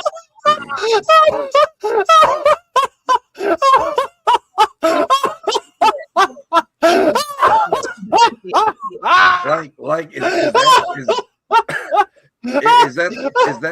is that the trophy post killing dad? Like, Shit, I cannot see is it. that a, is I that a cannot hint? unsee it. Oh my god! Is that a hint to like how the movie ends? Like you know, fatality by. Unfortunately, the only one of us who was prepared to speak on it because they seen it has left us due to being bullied about He-Man, but it's a whole other subject. But yeah, man, I didn't see it. Honestly, it was on my radar because I was getting different. I'm getting different let's say reviews, which seems to be a theme right now as it pertains to movies for Black casts that don't embody the plight or somehow will shine somebody on that cast as maybe not the most positive person. Now that's something that we're going to have to come to reckoning with. I can't speak prematurely about this movie because it could be just as bad as they say it is. I'm hearing from some folks this is a problematic movie. I'm hearing from some folks this is a good creative depiction. And all it is just a movie. It's not necessarily meant to be a mirror to society, so on and so forth. Sterling K. Brown is in it. I believe he's one of the main characters. As you see the main characters up there at the top of the screen there, you know, Cara Young, Laurie, even Janelle Monáe, Eric Alexander, who we know from the Cosby Show and stuff like that. So it's difficult for me sometimes when we get these different creative depictions of certain types of genres, because oftentimes if you're including an all-Black cast, that means somebody's going to have to wear it. What's that mean? Somebody's not going to be somebody that we want to represent us in society. That is a plague that, because of racism and the foundation of the United States, we are always hoping that all depictions of us as Black Americans go towards the positive column, because we don't want anybody that could potentially keep us at bay having any reason or excuse to look at us as anything other than benevolent, intellectual individuals. And unfortunately, when any inkling of that not being the case is sprinkled into our entertainment section, then we start to become a little uneasy. I don't know if that's what's going on here. What I did hear, and I can only speak to, all right, he's not here to speak on it, but I'll tell you what I got in terms of a text from Ty. All right, and I think he won't mind me saying this, but he said, did you watch Is God Is? And I was like, no. He's like, yo, you know what? Nah, I'm not going to tell it. He says, I'm going to just say this. This is the only part I'm going to say that Ty says. He says, no expectations, but if we speaking of trash, we definitely need to talk about Is God Is. Oh, shit. And I was like, yo, you saw it? I didn't see it, but I was going to check it out. He said, please watch it if you can. I really think you and I probably will share the same sentiment. I truly wonder if you pick up on the noticeable discrepancies that I took notes of. Now, Ty also is, Ty's like my best friend. All right, let's just keep it real. We scrabble, we argue sometimes, but two adults that are in the same room will not always have the same opinions and always have the same feelings. And I think that a true testament of somebody's long-term relationship, friendship, or whatever it is if you can get through turmoil. It's happened. You got to be able to squabble every now and then with your bestie, or ain't really your bestie. You know what I mean? Like this, you got to be able to stand the test of time. You got to go through adversity. But for me, it's like Ty and I have different opinions about things. Like Ty, rightfully so, is a little off put whenever Hollywood or any movie maker shines any Black people in any negative light, or especially any tropey light, right? Like you're very adamant about the way that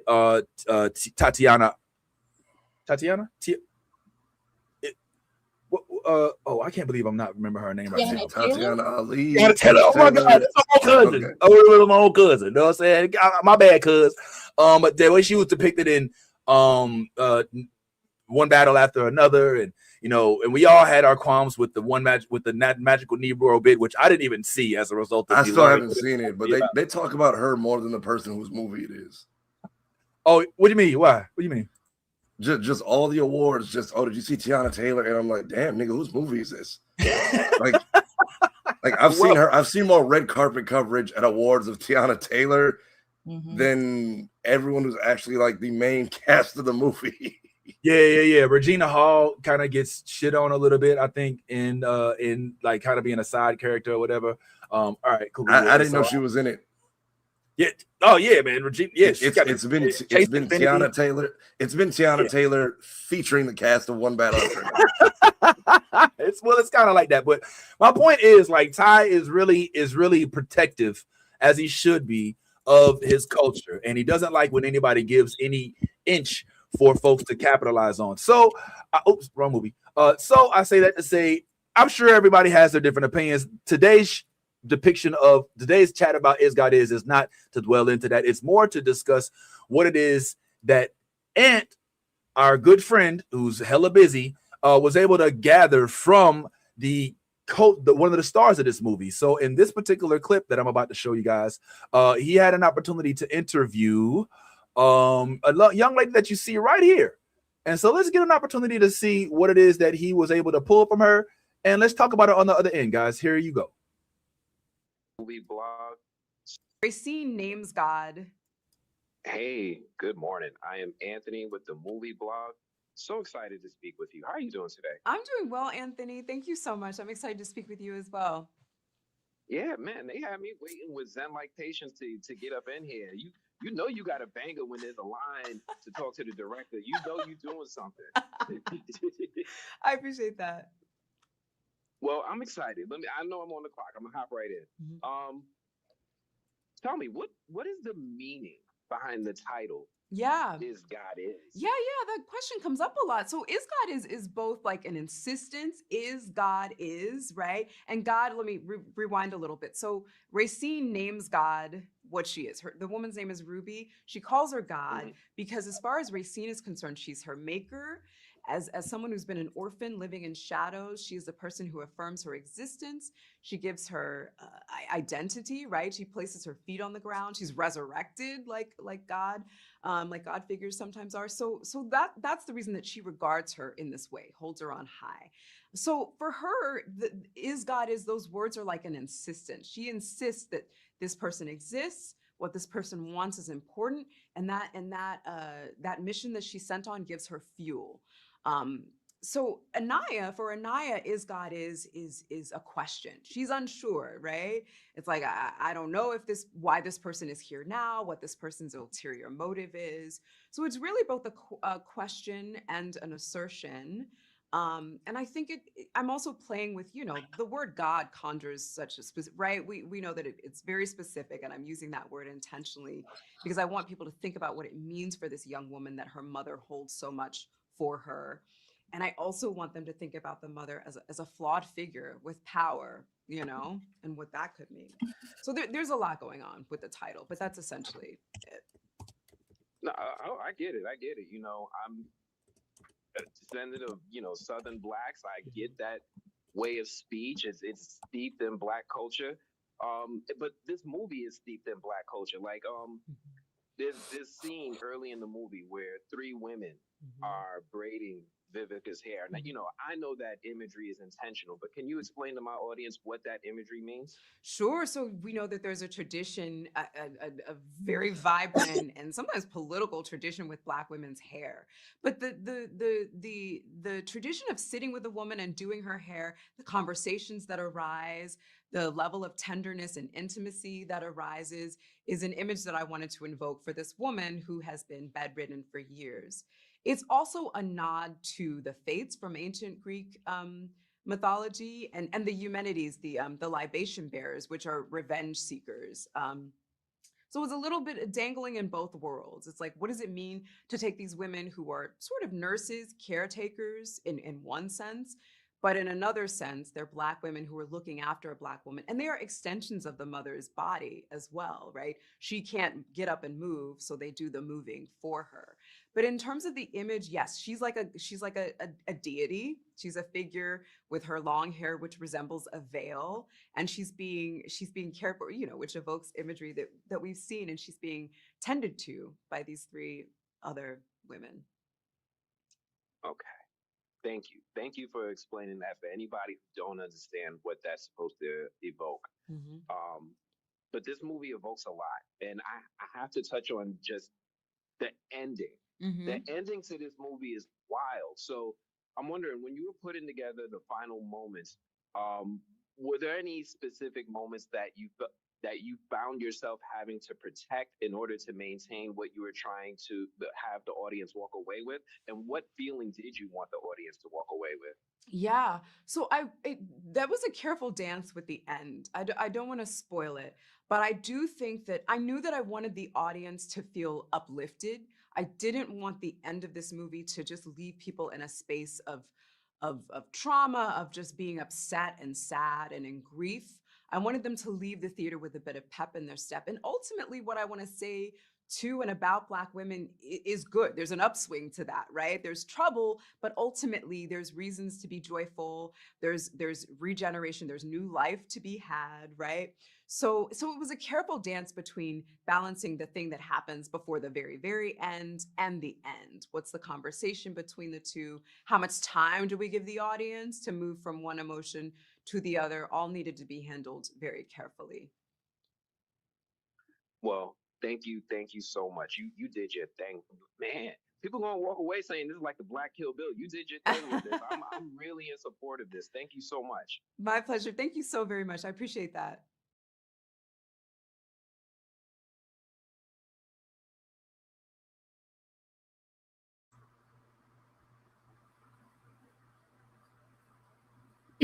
I muted myself. Ha ha ha ha. Can you hear me now? Yeah. I may or may not have thought we had more time, and I may or may not have went to the bathroom again. Did you wash your hands? I think.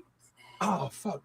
Go wash your hands, nigga. That's twice. Oh my god! That's twice in one show. Good thing you don't have boys, because we know they would not be some washing hands, little dudes. My god! Thank God the girls are, girls. Oh my god. On that note, when I look at this picture though, like, it just makes me think of, okay, so y'all have seen Kill Bill, right? This is like the Black version of Go-Go. Like, without, you know what I'm saying, the ball and chain, like swinging it around. Tell me it's not though. Like, I'm feeling these vibes right now, and it's making me want to see this movie. I have to know about this satchel. Like, what is going on with this satchel? I'm glad I'm not the only one who saw. Nah. Listen, like, is that your dad's? Is that the end of the movie? Well, that's what I'm saying. Look at the catchphrase at the bottom, bro. Okay, make your daddy dead, real dead. And she's holding a satchel. Is that daddy's satchel? I have so many questions. I mean, obviously it's not. You know what I'm saying? Like it could be like a metaphor, but like, bro. This is nuts. Okay, so Vince, I was asking in the chat, does she not remind you of like a Black version of like Go-Go from Kill Bill? Kill Bill. Yeah. Like, that's the way it was described to me in one of the like the preview, what do they call them? Like a recap of reviews. It's like now sometimes you got to be careful, because as we've now entered the media sphere, sometimes you'll get an opportunity to write or report or review a movie like Is God Is. And what will happen is, just like Ant, when you get that opportunity, you have to decide, do I want to continue the relationship that I've developed with the people that have created this, in hopes that perhaps they get other opportunities and we can share our resources at that point? Or do I go full gung-ho, guns a-blazing, tell the truth, fuck this bullshit, who wrote it, I don't give a damn, it was trash, and then risk alienating yourself with the actors, the directors, the producers, and so on and so forth. So for that, sometimes I have to decide, is the review that I'm reading one that was influenced by potential to have more of a sound relationship with the creators because I'm a content creator? Or is this an honest review that is telling me the honest to God truth, despite how it may impact their ability to get more close to the people that gave them the access, which happens to me, sometimes. Like, I ain't gonna lie, like when we've gotten some proposals to some things, and we've even interviewed people that are like, yo, watch this and tell me what you think about it. And when we watch them, we're like, yeah, we're not gonna talk about that. And look, if you're in the world of gaming, I call it the Hideo Kojima review. Like, Kojima will just tweet, I saw this movie, and that's it. Well, how does that help anybody? I mean, it doesn't. That's just him interacting with the internet. But I've also noticed a lot of influencers. A lot of people do that. They'll just, if they post the red carpet and nothing after the movie, that tells you everything. Because I've had to do it a few times now. Yeah. It's a weird thing where, like, there's one. I'm gonna let you do the math on your own, chat. But there's one of our beloved guests that we have on rather frequently that had a project out, and we couldn't wait to have her on again, as she comes on, pretty frequently. But in this particular project, we watched it and we was like, ooh, we was like, we cannot talk about the project. We cannot. We'll talk about her involvement in it and all that other stuff and the experience, but we cannot, because we don't want to lie. Like, if we're not going to tell the truth, then we won't tell at all. All right. And so that's kind of our motto here. All right. So if you hear nothing about it, then that probably means just what it means. You know what I'm saying? Oh, what's up, Al Kebulan? Is this the original Africa? Okay, Mr. Al Kebulan. Somebody's woke. Let's go. Okay, look, yeah. Yeah, you know about Hideo too. Okay, that's what I'm talking about. All right, man. We're gonna start wrapping things up here, man. What an interesting show we've had here today. Before we start to go, I haven't seen Is God Is. I hope that the interview was informative to you guys, but I do want to say that oftentimes in projects like these, I can't speak for everybody else, but for me personally, I don't tend to hold the let's just say the quality of the project to the actors and actresses that are playing said projects. And Yaz, you could probably speak to this as well. Now, as a bona fide actress yourself, you're going to be cast in some things that you're like, I don't fuck this story.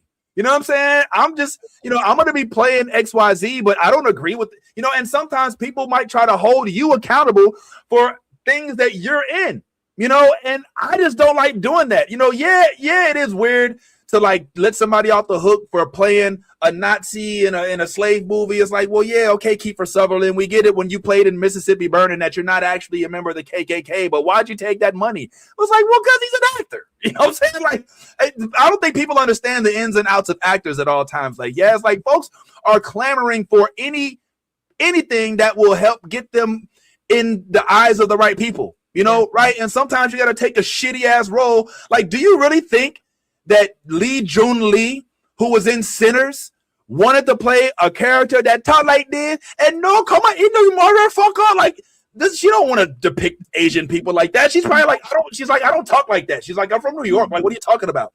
But what's the next thing on the docket? Next thing you do is you see Lee Jun Lee in Spider-Noir, and now she's gonna be in like Last of Us and all these other projects. Because she took these roles that she didn't want to have in the first place. I'm thinking back to Wesley Snipes. Wesley Snipes wasn't always Mr. Passenger 57. He was in King of New York. He was a fiend. You know what I'm saying? He was in the Bad video with Michael Jackson. I mean, come on. I'm just saying, like, actors have to start somewhere. And oftentimes it's not where you end up, but that starting point could be one that later you look back and be like, I can't believe I did this, but you had to do it. Maybe you didn't have to, but it was a choice you made because you knew that it was going to help further your career, that to give you more opportunity to create the career path that you want to. Am I saying anything that makes sense? Yes, please.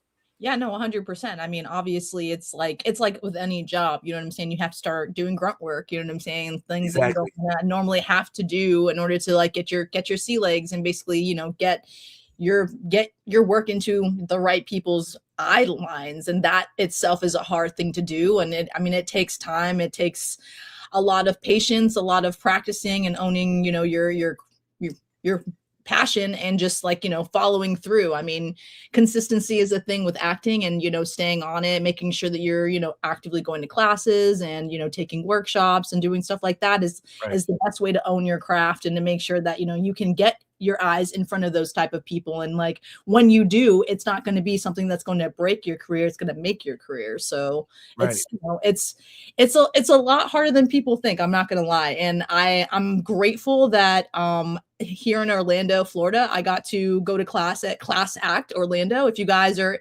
interested in starting your acting career, by all means, hit up Lauren and hit up Landon. They are the greatest acting teachers I could have ever asked for, and the sky's the limit. Do what you love. All right. I'm curious. Well, you know what? I was about to end, but now I'm curious, man. Are we allowed to? Didn't you say you landed or didn't you land a role? It's not like anything crazy. You're not gonna. You're probably not gonna see it unless they send it into an indie, into like an indie. Damn all that, man! I ain't nobody asked about all that shit. Oh, you know what I'm saying? You landed a role. Okay. That's all that matters. I don't give a goddamn if it's for a high school graduate, if it's for a high school freaking history project. You know what I'm saying? I don't give a damn. Like, you auditioned and you got called. Yeah, that's a big deal, isn't it? Not, I mean, whether it's a paid project or not, like, that's dope as hell. Yes, it was my second live audition, and I nailed it. I was the only one that came into the audition with props. I auditioned for 2 roles, and it was awesome. It was a lot of fun, and actually, I'm about to go run and do another one. I got to go be a senator's wife. So, so I got to get all like Steph's wife looking and whatnot.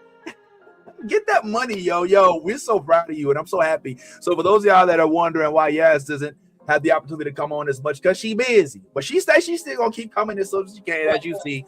So she ain't gone. She just can't, as often as we'd like.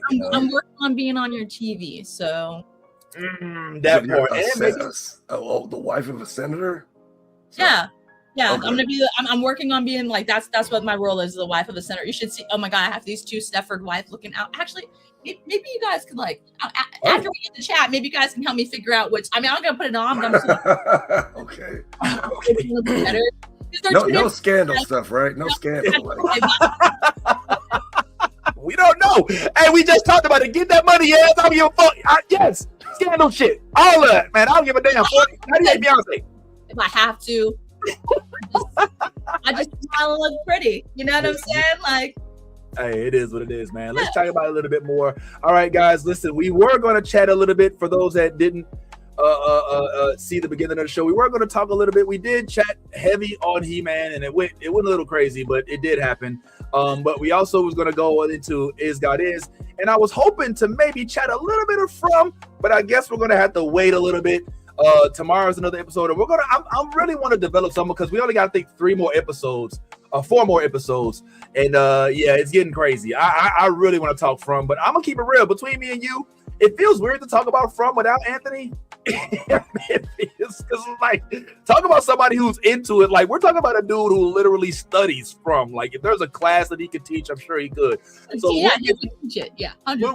We'll get that together. It's supposed to be some live stuff with Anthony and maybe E-Man and some of the cast. So be on the lookout for that. And also, let me tease y'all with this. If you are a fan of my homegirl, Zayna Bear and I will be going live tomorrow at noon. All right, Zayna Bear. The homie Zayna tomorrow. She and I will be going live. All right, some of y'all may remember not from these outfits, but from some of these dances that she does and stuff like this. So tomorrow we're going to talk about why it is that she had been robbed by a homeless lady. Listen to how this video begins. It's right here. So this homeless lady broke into our hotel room and took our stuff. So she wound up saving us over $2,000 on our trip. So the money that we spent on these excursions was guilt-free. So we're going to tell why it is and how it is that homeless lady broke in. So tune in to Zayna Bear's live IG and live YouTube tomorrow, as we will be going live to talk about that, and also some announcements about her potentially joining the crew so that we can have her as a podcast member of our little channel here. And we're going to talk about her project that she is calling, forgive the screen for going crazy, She's calling, let's yap about it. And I don't know if that's going to stay the way it is, but that's what it is for now. So, so be on the lookout for that, everybody. And always, as we always say, be yo authentic. Thank you, Tafari, by the way, for pulling up, man, on the last minute notice, man. Appreciate you. Yeah, man, big deal. Hope That's to the see crazy you. part. I feel fine. I just don't know why I sound like this. Well, you sound like shit. So I know. Actually, you sound like the perfect like Batman villain. So maybe get some audio recording. Yo, stop. You know what I'm saying? Like, This happened. Be authentic self. If you ain't being yourself, you being fake. God damn it, y'all ain't finna get to go over my time. All right, be authentic self. If you ain't being yourself, you being fake. And in all things, if you are a geek, go ahead and let that good old geek flag fly. Deuces. Peep out. Listen up. New Blurred.